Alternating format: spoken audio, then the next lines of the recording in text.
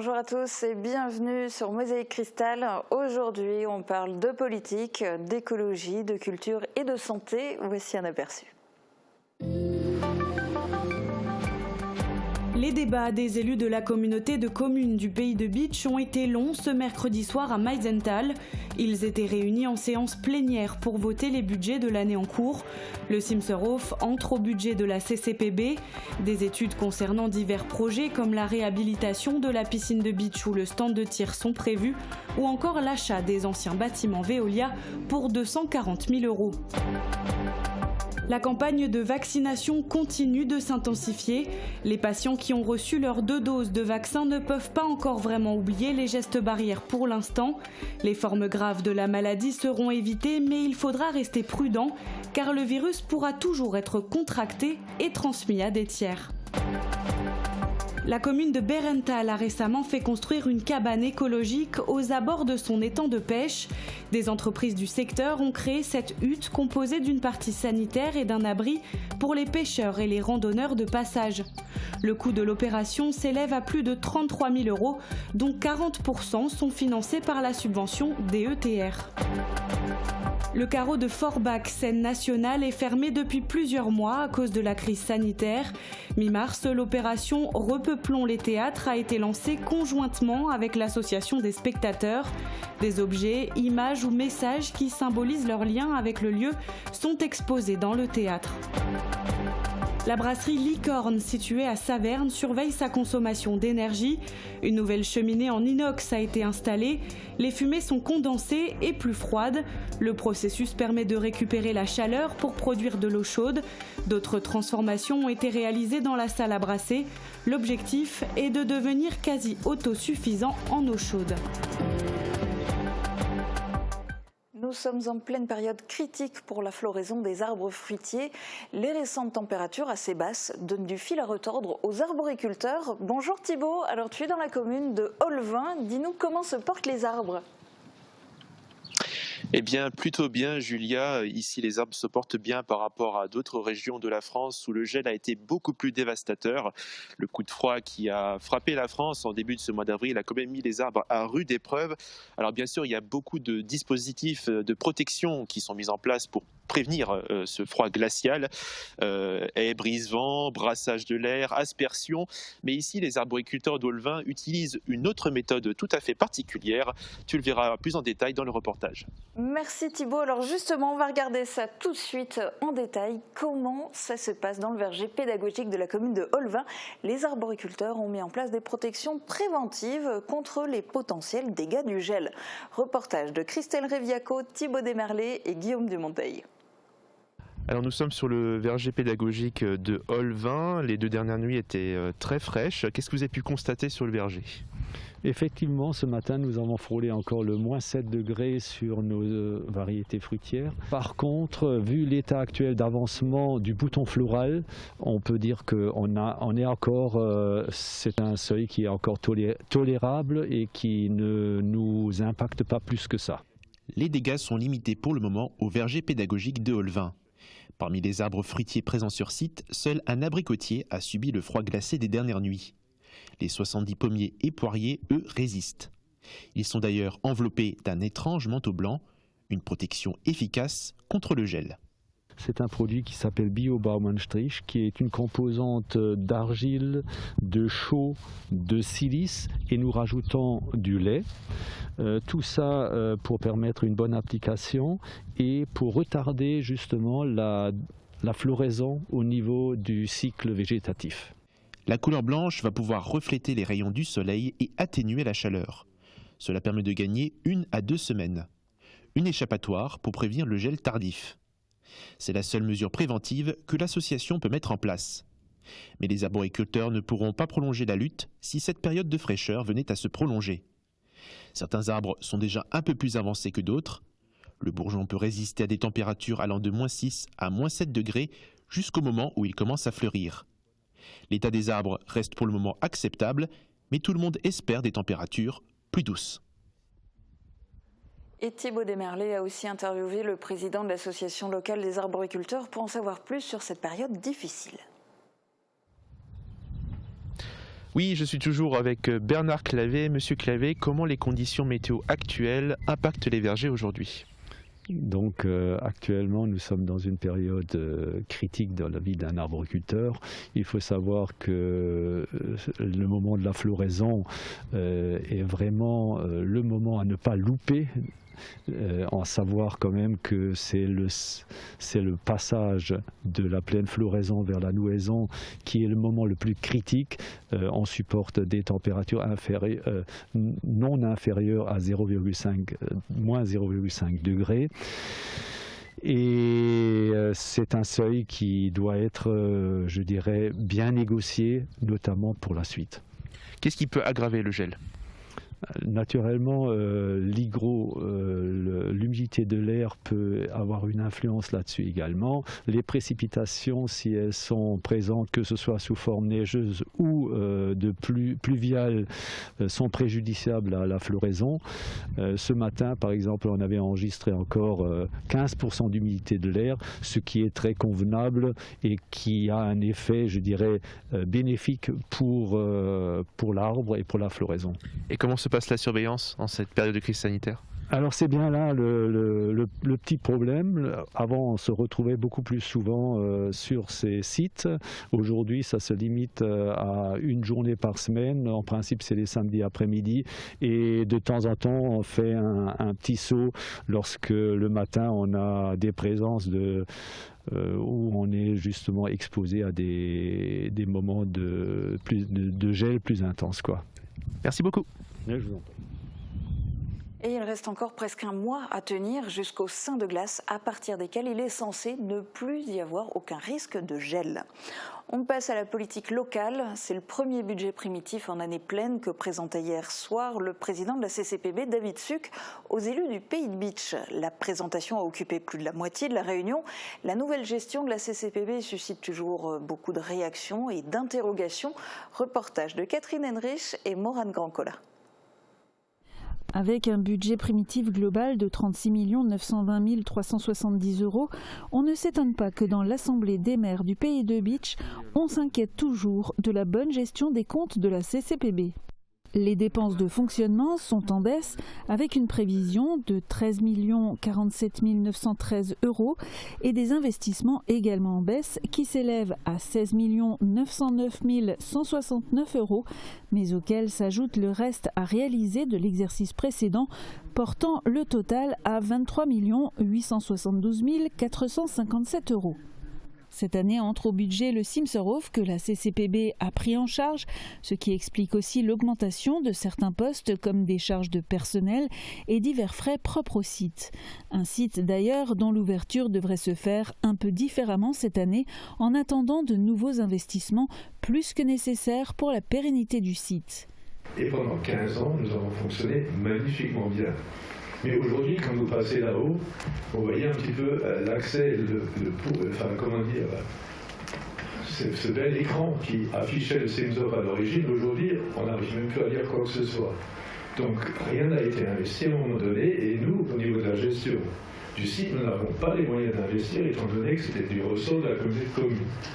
Il y a eu une commission de sécurité qui a validé la capacité pour ce site de réouvrir, moyennant quelques petits investissements au niveau technique. Donc soyez tous rassurés, le Simserhof rouvrira certes en mode spécifique dégradé, puisque ça se fera avec des visites guidées, avec à la fois du personnel communautaire et des bénévoles, le tout empreint d'une vraie volonté unanimement partagée d'ouvrir, d'y mettre de l'humain et de pouvoir avoir le temps nécessaire pour réfléchir à un projet plus global sur le Simserhof. Plusieurs études sont aussi au programme pour de futurs projets. L'une concerne la réhabilitation ou la reconstruction de la piscine de beach, une autre le stand de tir qui a fait déjà longuement débat lors d'un précédent conseil. Enfin, la CCPB va également investir pour le développement de la plateforme J'achète Beacherland pour la transformer en véritable site marchand. Autre budget présenté, celui des ordures ménagères. Et quand on évoque ce point au Pays de Bitche, on s'enflamme toujours très vite. La simple évocation du SIDEM peut déclencher des tempêtes, heureusement sans trop de mal. Ce qui nous importe, c'est de voir ce qui doit aller au SIDEM et ce qui doit revenir à la communauté de communes. Voilà. Donc nous assumons, nous payons régulièrement et les choses très globalement, sont en train de s'améliorer. Voilà, et personne ne le conteste. Pour équilibrer le budget, la taxe d'enlèvement des ordures ménagères est maintenue à 18%, en attendant de passer à un système défendu depuis longtemps par le président, la redevance incitative, dont la décision devrait se faire avant octobre prochain. Le souhait aujourd'hui qui est donné, c'est qu'on puisse avoir évidemment une participation dans le cadre de la tarification qui relève du volume produit. Et nous aurons une participation qui se fera de manière forfaitaire parce qu'il y a un service de base qui est à payer, et c'est normal, mais qu'ensuite il y ait une part de contribution qui soit à l'image du volume produit. Au point développement économique, la CCPB se porte acquéreur des anciens bâtiments de Veolia pour un montant de 240 000 €. 3 bâtiments et un terrain clos seront transformés en centre technique de la collectivité. Et en zone d'activité de Rohrbach, un terrain de 19 hectares va être vendu pour l'implantation d'un garage automobile. Une décision déconnectée de la réalité, c'est l'avis de l'Ordre des médecins de Moselle qui reçoit de nombreux appels de médecins généralistes perdus face au vaccin AstraZeneca. Et l'Ordre n'a aucune réponse précise à leur donner, mais attend de pied ferme une vraie décision de la part du ministère. On fait le point. La première question que tout le monde se pose, est-ce qu'il aurait fallu arrêter la vaccination avec AstraZeneca ? Le département de la Moselle est le seul en métropole qui a un taux de variant sud-africain important, 35%, disait la Haute Autorité de Santé vendredi.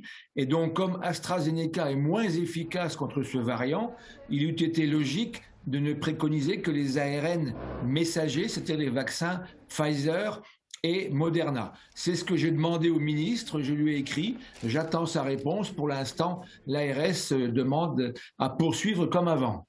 Alors, beaucoup de médecins généralistes sont dans le flou.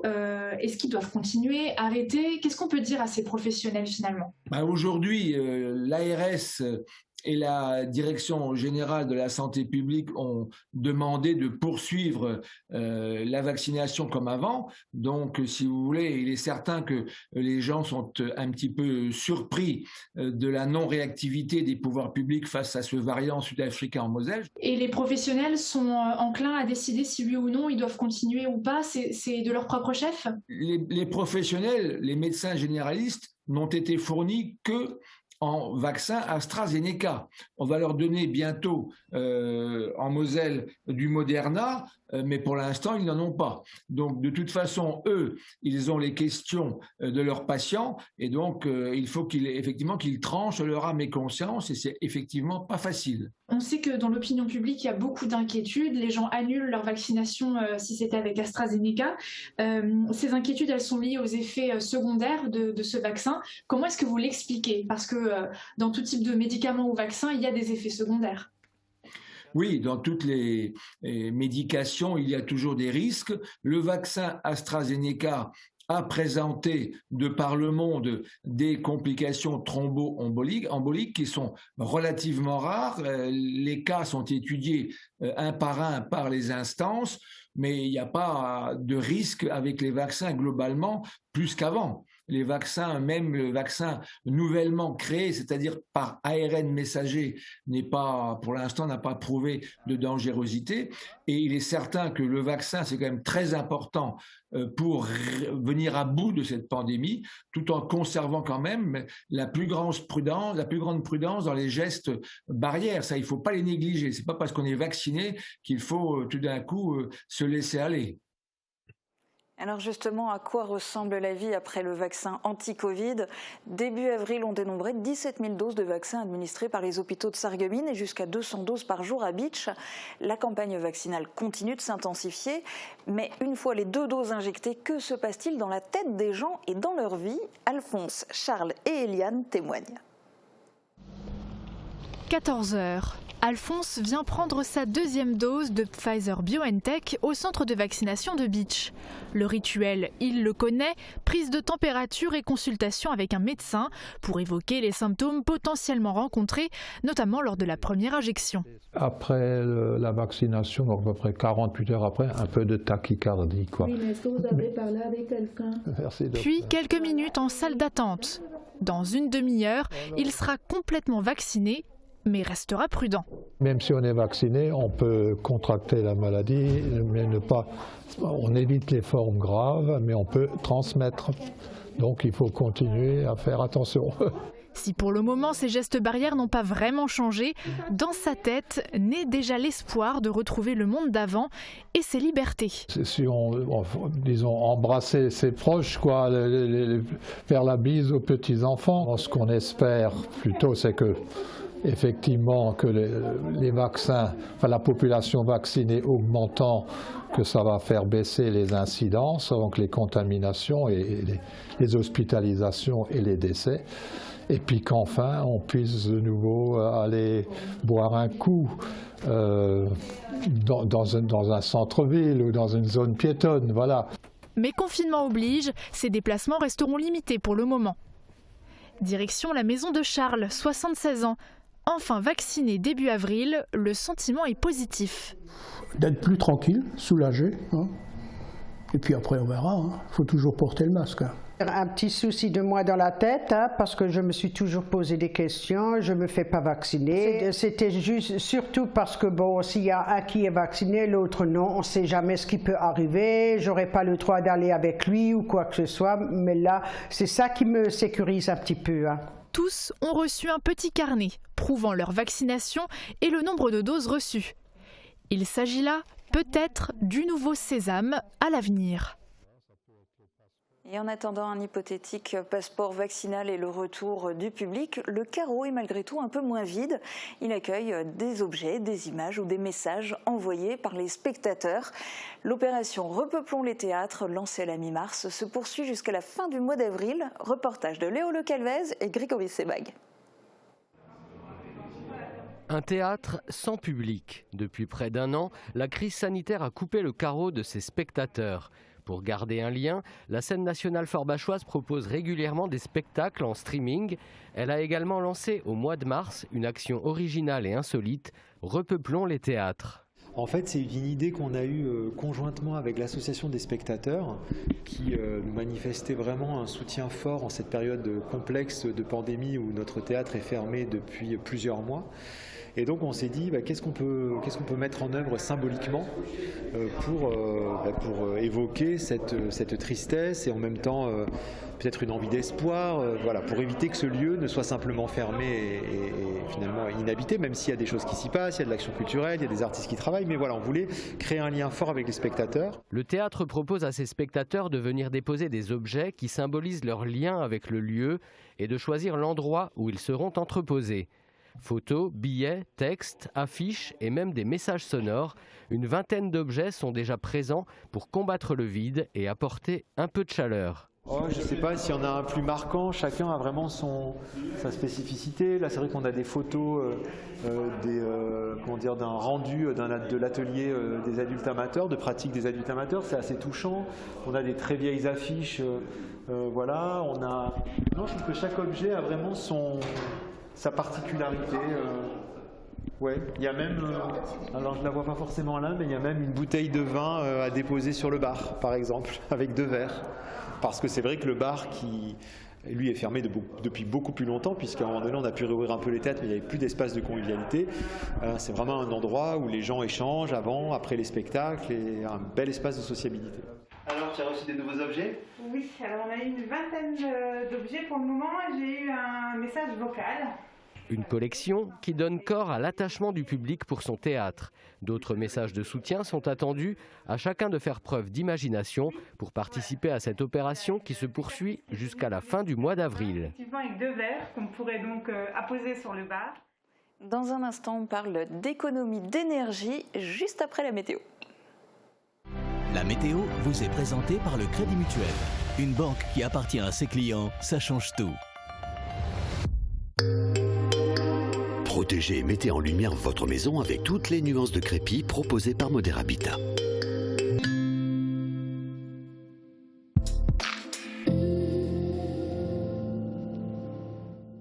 Bonjour tout le monde, c'est quand la dernière fois que vous vous êtes assis sur un banc et que vous avez pris le temps de tout simplement profiter du moment ? C'est ce que j'ai voulu faire ce matin et j'ai trouvé ce joli petit coin de nature à Villeverdun sur la piste cyclable entre Sarralbe et Großbliederstroff. C'est l'endroit idéal pour se ressourcer ou profiter d'un pique-nique. Et pourquoi pas demain? Le ciel sera un peu plus couvert, mais les éclaircies seront présentes tout au long de la journée. Côté température, les vestes ne sont pas encore arrangées au placard, puisqu'il fera entre 1 et 2 degrés le matin et 8 et 10 degrés seulement en journée. Demain, nous fêtons la Saint-Benoît-Joseph et il fera jour de 6h37 à 20h25.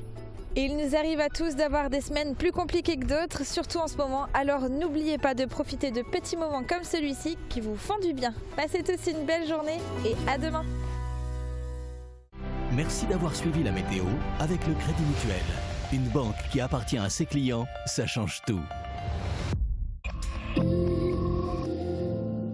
Mettez le meilleur de l'Italie dans votre assiette avec l'Italia del Gusto. Charcuterie, fromage, olives, vin et plats cuisinés. Ordinateur, imprimante, réseau, IP Connexion vous dépanne où que vous soyez. IP Connexion, c'est aussi de la téléphonie IP, de la vidéosurveillance et de la domotique. En ce moment, chez AVS Médical, nos orthopédistes diplômés d'État vous offrent un bilan podologique complet sur rendez-vous. Elles fabriqueront ensuite des semelles sur mesure pour vos chaussures du quotidien, chaussures de sport, de sécurité ou pour enfants. Découvrez aussi notre gamme de chaussures thérapeutiques et de confort pour pieds sensibles, douloureux ou opérés. Nouvelle collection printemps-été maintenant disponible dans nos centres de santé de Sarreguemines et Morsbach. AVS Santé, notre métier, vous accompagner. L'énergie, c'est comme l'alcool, il faut la consommer avec modération. Direction Saverne, où la brasserie Licorne nous a ouvert ses portes pour nous expliquer toutes les mesures déjà prises pour réduire sa consommation d'énergie. Reportage de Thomas Drouin. Pour faire de la bière, la recette est simple, il faut de l'eau, du malt et du houblon. Et de l'énergie tout au long du processus de fabrication. Du côté de la brasserie Licorne à Saverne, de nombreuses actions ont été menées pour réduire cette consommation d'énergie. L'une d'elles est visible de l'extérieur avec cette nouvelle cheminée du côté de la chaudière. On a été obligé de remplacer l'ancienne cheminée historique par une nouvelle cheminée en inox. Et ça, c'est dû au fait que, vu qu'on condense les fumées et qu'elles sont beaucoup plus froides, on ne pourrait pas le faire dans une cheminée non tubée. Les fumées sortent à environ 220 degrés de la chaudière et ne font plus que 40 degrés à la sortie de la cheminée. La chaleur ainsi récupérée permet de produire de l'eau chaude. C'est un des objectifs de la brasserie, devenir quasiment autosuffisante en eau chaude. Un objectif aussi poursuivi du côté de la salle à brasser. Une première étape consiste en fait à récupérer de la chaleur lorsqu'on produit du froid pour le reste du process. Ça nous permet de produire de l'eau à 45 degrés pour soulager nos besoins en eau chaude au niveau de la salle à brasser. Et ensuite, on a une deuxième brique qui s'est rajoutée avec de la récupération d'énergie en différents points du process brassage, mais principalement au niveau des buées d'ébullition, du mou. Où on va récupérer de l'énergie, un peu comme sur une chaudière à condensation, pour préchauffer de l'eau. Et cette eau servira ensuite à chauffer le mou du brassin suivant. Pour tenter d'atteindre l'autosuffisance en eau chaude, la brasserie a aussi étudié les possibilités d'en consommer moins. Et cela a été possible pour la pasteurisation par exemple. On a procédé au remplacement de toute la partie automate pour pouvoir affiner les paramètres de régulation. C'est aux alentours de 20 000 m3 par année par machine qu'on arrive à économiser. Toutes ces transformations permettent à la brasserie de réduire sa consommation de gaz et de moins polluer. Cela lui permet de rejeter 400 tonnes de CO2 en moins par an, soit l'équivalent d'un peu plus de 37 000 allers-retours Sarreguemines Beach avec une voiture diesel.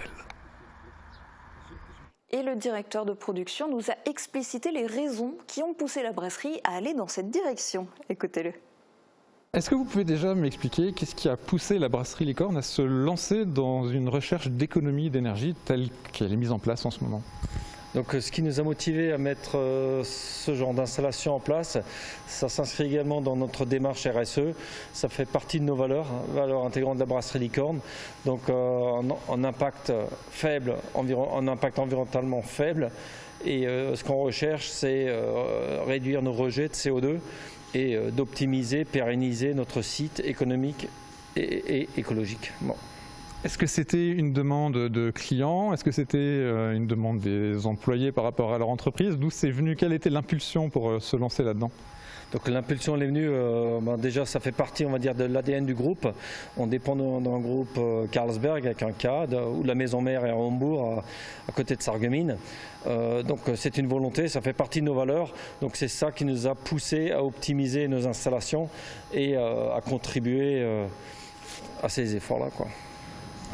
À l'avenir, est-ce que vous avez d'autres projets en tête pour continuer à améliorer ou est-ce que vous êtes arrivé au maximum de ce que vous pouviez faire?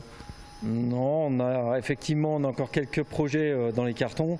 On réfléchit notamment sur du photovoltaïque, éventuellement sur du mix ou autre. On a encore quelques énergies à revaloriser, de l'énergie latente ou de l'énergie primaire. Et on a quelques projets, c'est au stade confidentiel pour l'instant, mais on a encore effectivement quelques projets dans les cartons. Et pour terminer, est-ce que vous pensez que c'est important pour les consommateurs de savoir que la bière qu'ils consomment vient d'une entreprise qui fait attention à ce type d'économie d'énergie? Oui, je pense que c'est important dans la mesure où tout le monde s'y retrouve, tout le monde doit y contribuer. Et vous savez, on baigne, on infuse, on va dire, toute notre vie dans une ambiance qui nous infuse soit ses vices ou soit ses vertus. Donc charge à nous d'y contribuer pour que qu'on soit le plus propre et que ce soit l'environnement le plus sain possible. Cette semaine, vous avez beaucoup entendu le nom de Bitch, un nom qui fait sourire quand on l'entend pour la première fois. Mais il n'y a pas que notre belle commune qui porte un nom atypique. Maureen Grand-Collat rétablit l'honneur de ces villes et villages mosellans qui ont un nom dur à porter. Voici sa chronique vue sur le web.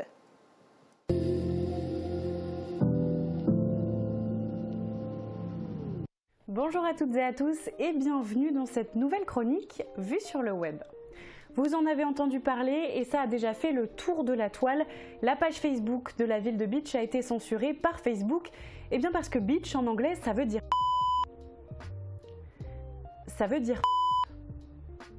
Enfin bref, vous l'avez compris, c'est un vilain mot. Après avoir contacté la plateforme de Mark Zuckerberg, la page Facebook de la ville de Bitch a été rétablie. Un soulagement pour les Bitchois et les Bitchoises. Alors cette histoire, elle a été relayée massivement et notamment sur les réseaux sociaux et ça en a fait rire plus d'un. Ouais, trop drôle, ça s'appelle Bitch, c'est trop marrant. Oui, c'est rigolo, mais enfin, on en parle de anus dans l'Yonne, de mon cul dans le Lot et de Latrique dans les Deux-Sèvres. Si jamais vous voulez en découvrir d'autres, vous tapez sur Google « nom de village chelou ». Et étant donné que le nom de ma commune a été souillé par une intelligence artificielle monolinguiste, je vous propose dans cette chronique de redorer le blason des communes mosellanes qui ont pris cher, disons-le ainsi. Déjà, il y a la commune de Putelange-au-Lac. Putelange-au-Lac compte environ 3000 habitants et sa richesse, c'est avant tout son paysage. La commune est traversée par plusieurs cours d'eau et étant située dans le pays de l'Albe et des Lacs, elle offre un magnifique panorama pour des balades en pleine nature. Ensuite, on a Boucheporne. C'est une petite commune d'environ 550 habitants qu'on appelle des Bouchepornois et des Bouchepornoises. Le village possède de nombreux vestiges gallo-romains ainsi que quelques édifices religieux, comme l'église Saint-Rémy qui est surplombée par une tour de clocher particulièrement remarquable. Et pour terminer, nous avons la petite commune de Bibiche, dont les 450 habitants se font appeler les Bibichois et les Bibichoises. Et soyons honnêtes, c'est beaucoup trop mignon. La commune compte quelques édifices religieux à visiter, mais ce qu'il faut retenir de ce village, c'est qu'il possède un sentier des amoureux. Cette petite bourgade se place directement en top 3 de mon classement Mignonitude. Et c'est la fin de cette chronique, j'espère qu'elle vous a plu. Et n'oubliez pas, peu importe le nom de votre ville ou de votre village, soyez fiers de votre culture et de votre patrimoine local. Ouais, et vive le Bitcherland et surtout les Bitchercats. Prends ça dans ta face, le robot de Facebook. Et notez que la page Facebook de la médiathèque Joseph Scheffer à Bitch n'a pas été censurée. Vous pourrez y suivre en direct ainsi que sur son site internet ce vendredi à 20h une conférence sur les tiques et les maladies qu'elles transmettent. Et pour continuer de nous suivre, vous le savez, sur le web, c'est www.mosaïque-cristal.tv. Très bonne journée à tous.